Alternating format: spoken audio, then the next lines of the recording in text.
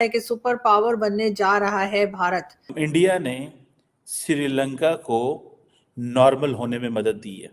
जिन चीज़ों को अमेरिकन वहाँ से बैठ के नहीं समझ पा रहे थे, Indians were already doing work in Bangladesh, in Maldives, in area में, बिकॉज उनको पता था कि ये सारे का सारा खिता हमने at the end of the day अपने इन्फ्लुएंस में लेके आना है। आहिस्ता आहिस्ता अब मुस्लिम ममालिक को अपने साथ मिला रहे हैं और पाकिस्तान जो मुस्लिम ममालिक में आप देखें सारा कुछ वो हो रहा है जो पहले ही कुरान पाक में कहा गया था।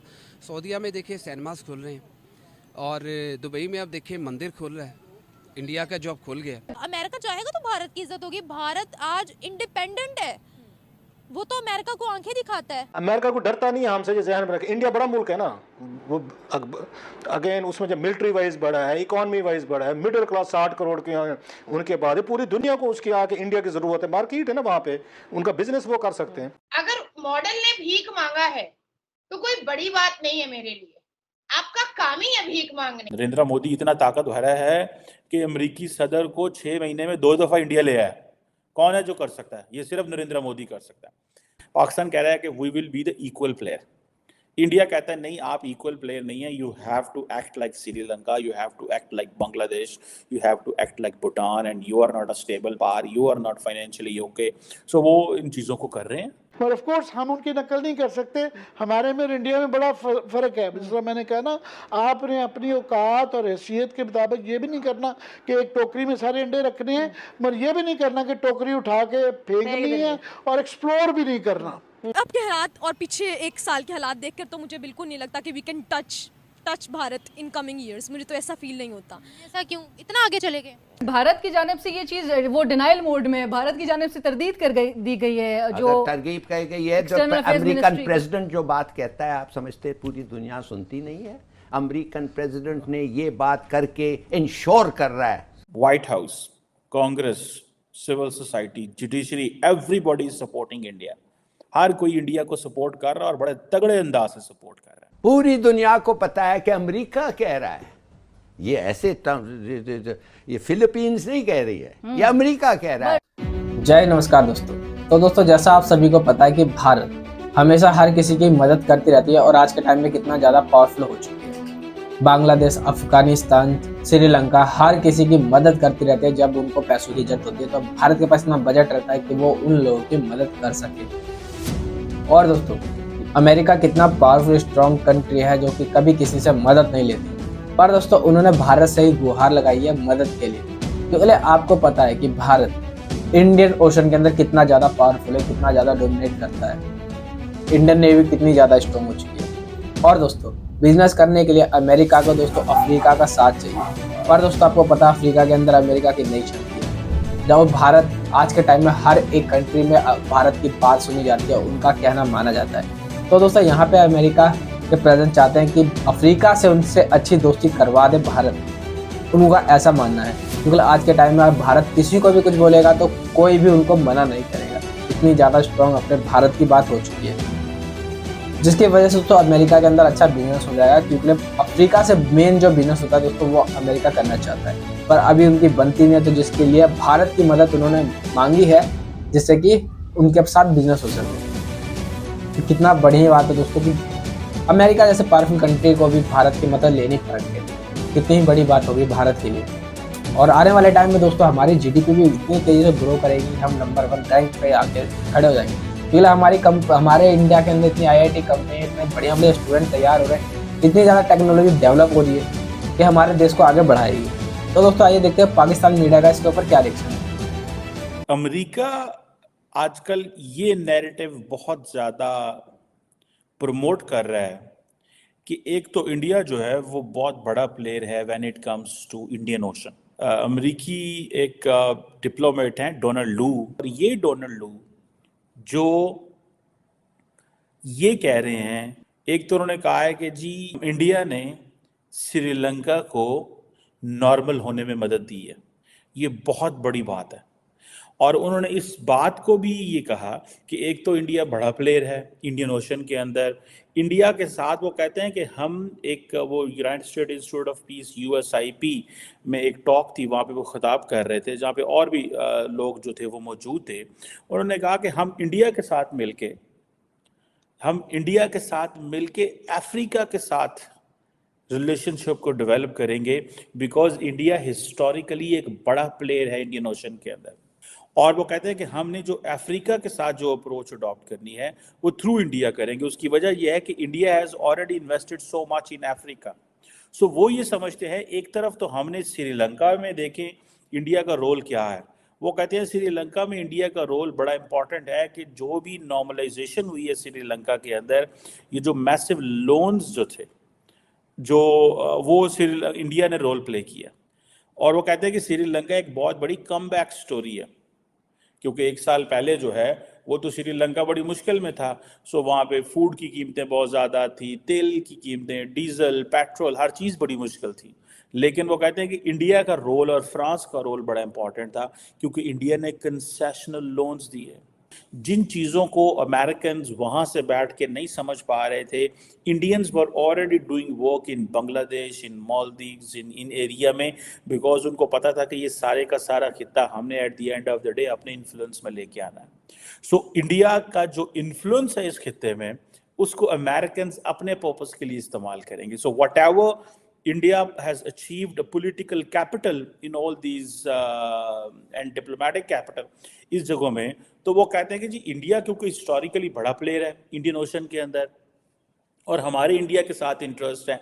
सो basically in other words they are outsourcing अपनी जो पावर है उसका। वो कहते हैं जी ठीक है, ये हमारा मेन स्टेक होल्डर है खित्ते के अंदर और हमारी इनके साथ बड़ी इंटरेस्टिंग टॉक्स रहती हैं और हम इनके साथ इंगेज करेंगे।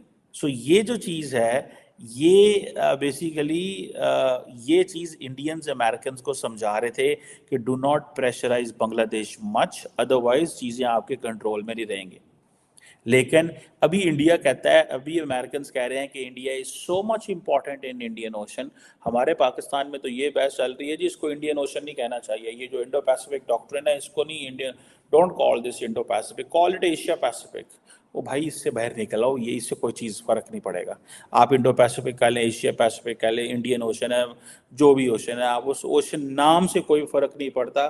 The only thing which matters and the only thing जिससे फ़र्क पड़ता है इस जो परफॉर्मेंस क्या है हमारी।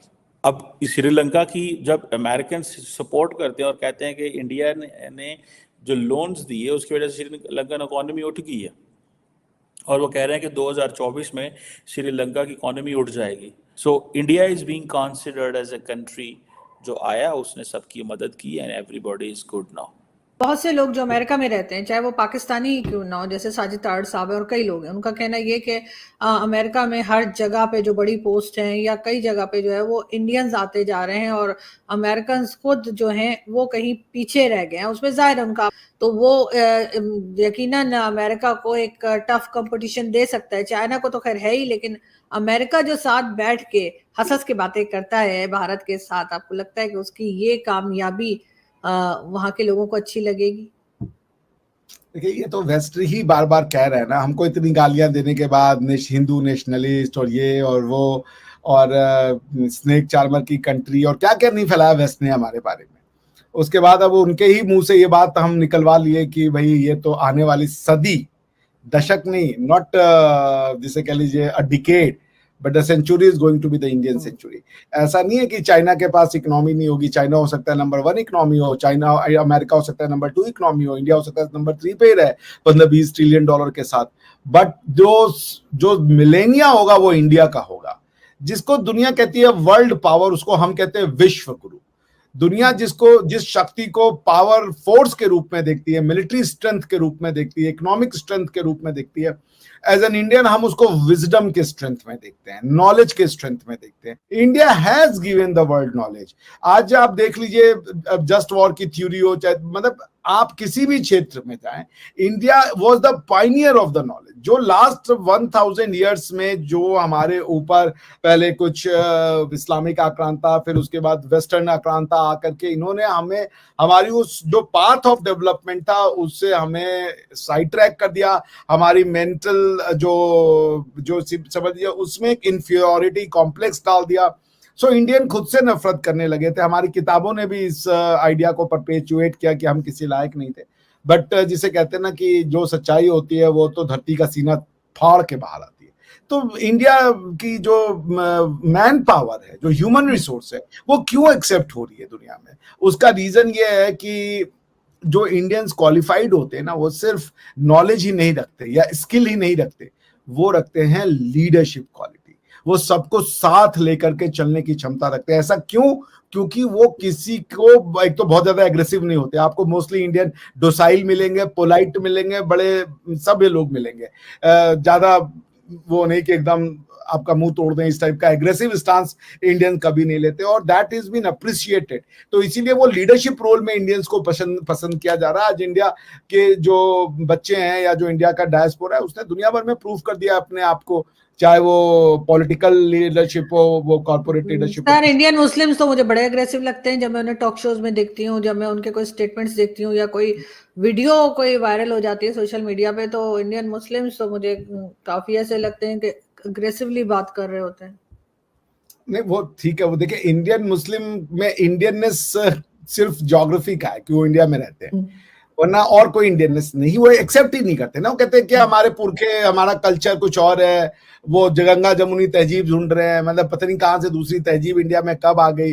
इस्लाम की कौन सी तहजीब है? तुर्कों की तहजीब है, अरबों की तहजीब है, पारसियों की, ईरानियों की तहजीब है। कौन सी ईरानी तहजीब? वो इस्लाम तहजीब है जो यहाँ पे गंगा जमुनी तहजीब बना लिया उन्होंने। तो वो एक कंस्ट्रक्टेड आइडिया में रहते हैं, but at the same time there are absolutely wonderful patriotic Indian, बहुत knowledgeable Indian है। आपको मैं तो कम से कम 20 नाम तो मैं गिना दूंगा। आप देख लें उनको, क्या नाम है, आरिफ मोहम्मद खान साहब हैं जो केरला के गवर्नर हैं अभी। उसके बाद आप देख लें, अब APJ अब्दुल कलाम साहब थे। मतलब यू कैन नेम देम। अभी वो फेस टू फेस चैनल चलाते हैं, आपके उस पे आ भी चुके हैं जी, रिजवान साहब, डॉक्टर रिजवान साहब, वो है। तो I mean there is no dearth of such Indians who are very Indian। तो ठीक है, कुछ ऐसे लोग हैं जो अपने आप को इंडियन नहीं मानते। वो कहते हैं इंडियन के लिए इंडिया के लोग हैं, वो गाय और गोबर का मूत्र पीने वाले लोग हैं। ये उनकी आइडेंटिटी है इंडिया को लेके। अब आप उसको क्या कीजिएगा? जो अपनी इतिहास को नकारना चाहता है, तो उससे हम क्या बात कर सकते हैं? अगर दोस्तों आपको वीडियो अच्छी लगी हो तो प्लीज इसको लाइक कर देना, कमेंट जरूर करना, अपनी राय जरूर बताना कि क्या लगता है क्या होगा, और सब्सक्राइब कर लेना ऐसी न्यूज़ देखने के लिए। और दोस्तों एक लाइक जरूर कर देना, क्योंकि यार वीडियो बहुत मेहनत से बनती है, बहुत ज़्यादा रिसर्च करके लाना पड़ता है, बहुत मेहनत लगती है। तो आपका एक लाइक मेरा कॉन्फिडेंस बढ़ा देगा। बाकी मिलता है अगली वीडियो में। जय हिंद, जय भारत।